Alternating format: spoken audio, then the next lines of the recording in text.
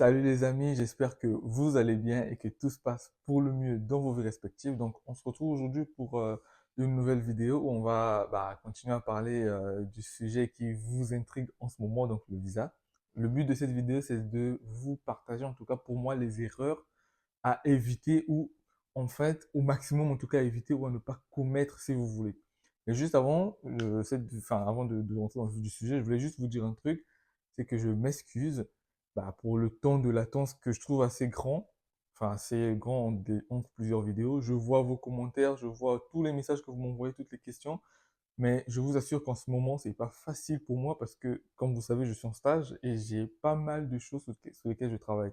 Des fois même quand je rentre à la maison, je suis obligé de continuer à travailler encore. Des fois même, je reste tard au bureau. Enfin, c'est pas facile. Et donc, comprenez-moi. C'est pas que je veux pas vous répondre, je veux vous répondre, je veux faire des vidéos et tout. Je vois en fait, mais vraiment, je tiens vraiment à m'excuser. Et puis, je vois on a passé la barre des 300 abonnés sur la chaîne. Je suis très content pour ça. Merci. Continuez à vous abonner, en tout cas, à partager et à liker. À commenter aussi parce que je vais m'arranger en tout cas à faire des vidéos, mais vraiment, comprenez-moi, c'est pas facile. Donc, on va rentrer dans le vif du sujet. Vous êtes en période de visa actuellement. C'est vraiment là la période, enfin, le point qui conclut votre procédure, j'ai envie de dire. C'est là que tout passe ou tout casse. Et il y a des erreurs en tout cas qu'il faut éviter à mon sens. Après, ça va s'adapter évidemment selon les cas. La première chose pour moi, et vraiment ça c'est quelque chose que je pense que si vous êtes sur la chaîne, ça fait longtemps, vous savez. Je dis toujours premier arrivé, premier servi. Honnêtement, arrangez-vous à ne pas déposer trop tard. Je sais que ça souvent ça dépend pas de vous, ça dépend de vos garants qui doivent vous donner des papiers, machin, machin et tout, ou même du financement hein, pour les AVI et tout ça. Mais arrangez-vous, je vous en prie, à ne pas déposer trop tard. Parce que vous allez constater un truc. Et moi, ça, je l'ai constaté depuis des années, c'est que le nombre de visas accordés décroît. En fait, ça fait comme un entonnoir, ça décroît avec le temps, en fait. C'est inversement proportionnel, en fait, au temps. Au début, tous ceux qui déposent au début, en général, vous avez l'impression qu'ils ont tous le visa. Et puis, c'est rapide, en fait, au départ.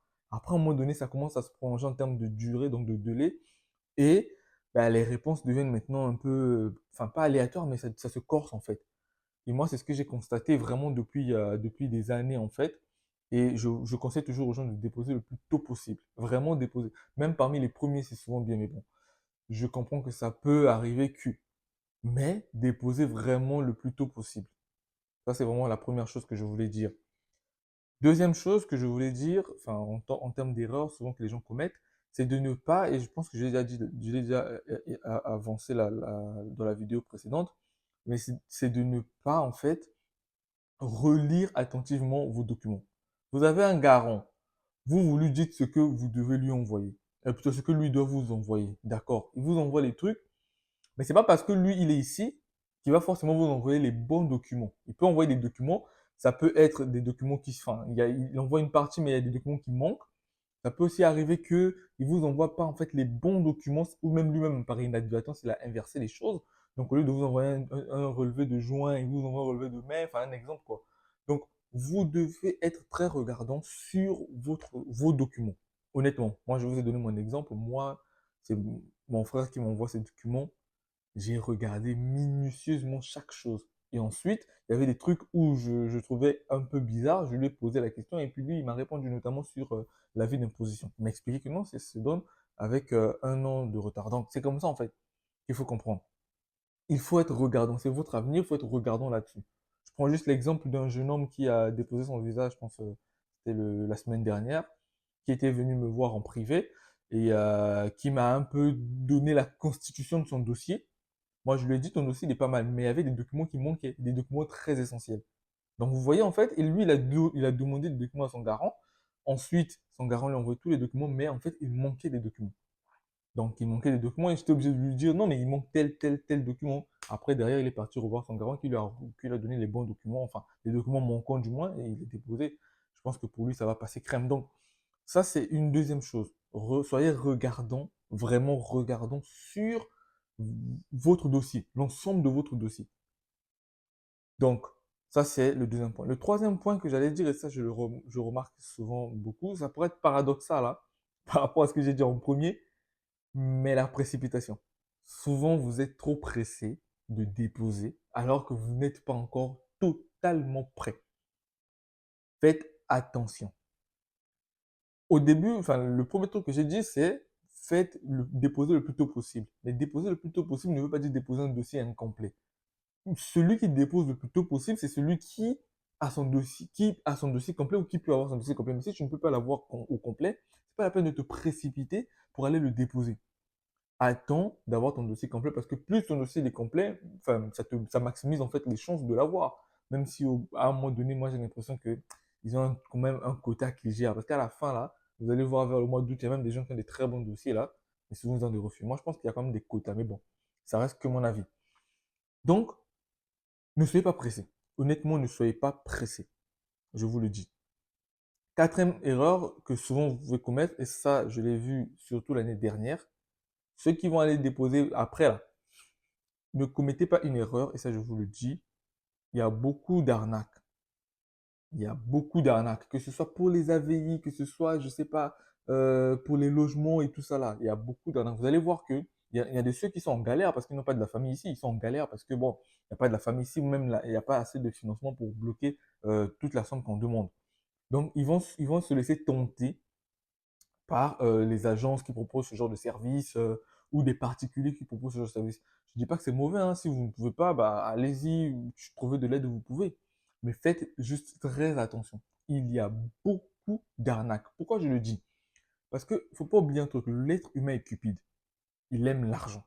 Ça c'est connu. Celui qui va vous vendre des papiers d'hébergement, là, ne pensez pas que c'est seulement à vous qu'il a donné ça. Lui, il veut rentabiliser le truc, il va vendre des papiers d'hébergement à plusieurs personnes. Ça veut dire que à tous ceux à qui il a vendu là, au départ, ça va passer parce que voilà, ça va passer, ça va passer, ça va passer parce que bah, c'est les premières personnes qui déposent. Mais après, à un moment donné, ça risque de commencer à bloquer. Parce qu'on va se rendre compte que oh, mais le même type là, il est garant de logement de telle personne. Là. Le reste là, ça devient en fait comme un coup de chance en fait. Tu as pris ces papiers, tu déposes en premier, tu es bon. Tu déposes en cinquième position, tu es mort. Mais lui, il s'en fout de ça, il n'a pas de remords parce qu'il vous a vendu le truc. Il y a ça, il y a l'autre chose aussi, c'est qu'il y a des gens qui bidouillent des papiers et derrière, ça peut vous compliquer la vie. Donc, soyez très attentifs quand vous allez payer en fait des papiers. Soyez très très attentifs. Je vous le dis, je sais de quoi je parle. Soyez très attentifs. J'en ai vu qui ont raté des visas comme ça. On leur a donné des papiers, enfin, ils ont acheté le papier. Mais derrière, c'était vraiment pas très clair. Je vous assure, soyez très regardants là-dessus, faites très attention. Vous prenez un papier, parce que surtout que vous ne savez pas comment se présentent les papiers ici là. Donc quand vous allez acheter un papier ou des papiers de garant, machin, machin, essayez de rentrer en contact avec quelqu'un qui est ici sur place et qui maîtrise les choses. Montrez-lui ça. Dites, ah non, mais la facture, regardez la facture qu'on m'a envoyée. Est-ce que cette facture elle est correcte? Ah, on m'a envoyé tel justificatif. Regarde, est-ce que c'est correct? Ah, on m'a envoyé ça. Regarde, est-ce que c'est correct? C'est conforme à ce que vous avez là-bas. Il faut être très attentif. Je vous dis, c'est votre procédure, c'est de l'argent que vous mettez, c'est du temps que vous mettez. D'ailleurs, si ce n'était pas important pour vous, vous n'allez même pas être là devant cette vision pour le suivre. Donc, c'est très important pour vous. Ça veut dire qu'il ne faut pas blaguer avec ça. Et moi, j'ai horreur des gens qui profitent des autres, en fait. Qui profitent des autres et tout. Moi, ce genre de business, honnêtement, j'évite souvent parce que je sais que ça peut vite tourner à n'importe quoi. Et quand on est conscient que c'est l'avenir des gens enfin, c'est l'avenir des gens qu'on manipule, il y a des choses qu'il faut éviter de faire. Moi, il y a des gens qui viennent me voir en privé et me disent, ouais, est-ce que tu connais pas quelqu'un qui vend des papiers ou est-ce que toi-même tu peux pas? Je dis, moi, je fais pas ce genre de choses. C'est pas que je n'ai pas de, j'ai des contacts, je peux, mais j'évite. Pourquoi? Enfin, je ne fais même pas tout simplement. Pourquoi? Parce que c'est l'avenir des gens. C'est l'avenir des gens, il faut pas plaisanter avec ça. Moi-même, là où je suis là, j'aimerais pas qu'on plaisante avec mon avenir. Donc, je ne peux pas plaisanter avec l'avenir des gens. Ça, c'est vraiment capital. Mais ça, c'est moi, ma mentalité. Mais les autres personnes, les gens que vous allez contacter n'ont pas la même mentalité que moi. C'est des gens qui sont là que pour se faire du bénéfice, ils s'en foutent de vous. Donc, vous, maintenant, vous devez faire attention à vous-même. Ça, je vous le dis, ça, c'est un conseil. Vraiment, faites attention. Sinon pas, vous allez le regretter. Ok. Autre chose, c'est le côté, enfin, j'ai envie de dire de l'AVI. Alors là, c'est pas vraiment une erreur à faire, hein, franchement. Enfin, AVI garant, quoi, en fait. Souvent, il y a des gens qui pensent qu'il faut avoir beaucoup de garants pour maximiser les chances. Moi, à mon humble avis, je pense que au-delà de deux garants, ça devient trop. C'est-à-dire que garant financier, vous pouvez avoir un garant de logement et 2 garants financiers, ça peut passer. Mais quand vous avez un garant de logement, 3 garants financiers, pour moi, personnellement, je trouve que ça devient trop. Et là, je pense même qu'à l'ambassade, ça commence, ça bloque. J'ai jamais vu personnellement quelqu'un qui a eu son visa avec 3 garants financiers. Jamais. J'en connais 2 qui avaient fait ça avant et qui ont eu des refus. Donc, je connais pas quelqu'un qui a eu un visa avec 3 garants financiers. Mais 2 garants financiers, je sais que ça passe. Ça passe. Donc, évitez en fait j'ai envie de dire, de surcharger aussi votre dossier en vous disant que ça vous donne forcément plus de chance. De montrer que, moi, j'ai la famille là-bas, tout ça, arrêtez ce genre de choses. Mettez en fait le nécessaire. C'est ça en fait, juste le nécessaire. Vous mettez le nécessaire et puis ça passe crème. Mais arrêtez de vouloir mettre trop de choses. Il y a des gens, ils vont. C'est-à-dire que. Il y a des gens vraiment bizarres, quoi. Ils vont même faire. Moi, j'ai vu quelqu'un une fois. Et je sais pas s'il était parti bidouiller un AVI ou je sais pas quoi. Il a bloqué près de. Je sais pas si c'était 75 millions. Et lui, et ses 75 millions. Et ses parents et tout ce monde-là. Allez, hop, ambassade, zéro, refus. 75 millions? Tu vas bloquer tout ça pour quoi? En fait, c'est-à-dire que j'étais même moi-même choqué, quoi. J'avais jamais vu autant de zéro de toute ma vie.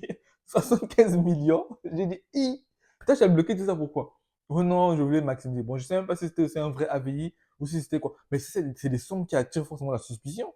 75 millions pour un AVI? Non, c'est trop. Donc, à un moment donné, il faut quand même être hein, carré quand même à un moment donné. Faut savoir ne pas abuser. Ok? Mettez vraiment le nécessaire. Je ne dis pas le minimum, mais le nécessaire. Si vous pouvez en avoir un peu plus, vous mettez, ça sera à votre avantage. Mais n'abusez pas. En fait, c'est ce que je veux dire. N'abusez pas. Il y a des gens ici, ils ont beaucoup de membres de leur famille ici, là. C'est bien beau. C'est pas du tout ce que tu vas prendre pour mettre là-bas, garant pour dire que non, moi, vraiment, jamais j'aurai de problème là-bas et tout ça, là. À un moment donné, pour eux, ça commence à dire, il y a un problème avec ce jeune-là. Donc, évitez. Vous pouvez en avoir un, c'est bien. Vous pouvez en avoir deux, c'est bien. C'est comme je vous ai expliqué la dernière fois. Si vous avez votre AVI, c'est comme si vous étiez votre propre garant. À ce moment-là, que vous ayez un garant ou pas, c'est pas très très important. Mais du moment où vous ajoutez un garant au-dessus de l'AVI, c'est que du bénéfice. En ajouter encore deux après un AVI, pour moi, ça devient trop. Ça devient du superflu. C'est trop. Donc, évitez de trop surcharger votre dossier. Ça, j'ai envie de le dire. Et puis, dernier conseil, ceux qui pensent que, et ça, j'ai vu ça une fois déjà, donc je préfère en parler quand même. Ceux qui pensent que mettre des faux documents, ça va forcément passer, faites attention. Ne mettez pas des documents que vous savez que ça là, c'est un faux document. Je vous dis, les répercussions peuvent être graves. Ne jouez pas avec le feu. Honnêtement, je vous le dis. Ne jouez pas avec le feu. Évitez ça. Donc, sur ce, je vais vous laisser, les amis, sur ces conseils. J'espère que ces conseils vous parleront et que ça attirera votre attention. Si vous avez des questions particulières, n'hésitez pas à me mettre en commentaire. Comme je vous ai dit, dès que j'ai le temps, je vais y répondre. Mais vraiment, ne vous inquiétez pas. Je vais faire une vidéo comme la précédente, là, où je réponds aux questions. Je vais répondre à toutes vos questions. Donc, n'hésitez pas à mettre les questions en commentaire. N'hésitez pas à liker. N'hésitez pas à vous abonner. Et on se dit à très bientôt dans une prochaine vidéo. Je vous dis déjà, merci pour tous ceux qui se sont abonnés. Ça m'a vraiment fait plaisir. Et je vous dis à la prochaine. Ciao, ciao. Et abonnez-vous.